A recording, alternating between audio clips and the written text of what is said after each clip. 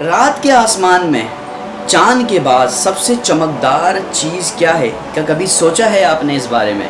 یہ کوئی اسٹار نہیں بلکہ یہ زہرہ سیارہ یعنی پلینٹ وینس ہے، جو کہ ہمارے سولر سسٹم کا حصہ ہے اور سورج کے بعد دوسرا پلینٹ ہے۔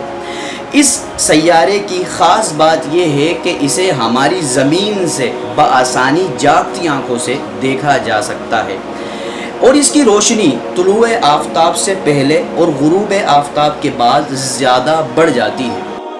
لیکن حیران کن بات یہ ہے کہ یہ کوئی اسٹار نہیں بلکہ یہ ایک پلینٹ ہے۔ تو پھر یہ اتنا روشن کیوں ہے؟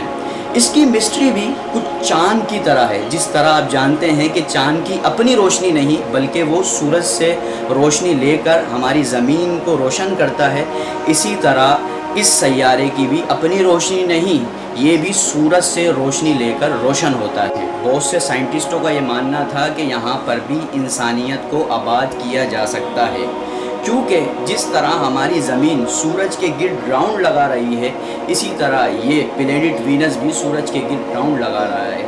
اور بہت سے سائنٹسٹوں کا یہ ماننا تھا کہ یہاں پر بھی پاسبلٹی ہے کہ یہاں پر بھی لائف کو آباد کیا جائے، لیکن سائنٹسٹوں کا یہ خواب اس وقت چکنا چور ہو گیا کہ جب سائنٹسٹوں نے ایک اسپیس کرافٹ اس سیارے کی طرف بھیجا اور وہ پہنچنے سے پہلے ہی جل کر راکھ ہو گیا۔ آخر کیوں ہوا ایسا؟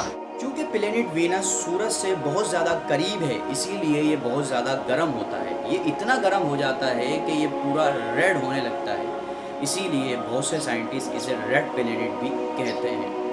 سپوز کیجئے کہ اگر کسی انسان کو پلینٹ وینس پر بھیجا جائے تو وہ کچھ ہی سیکنڈوں میں جل کر راکھ ہو جائے۔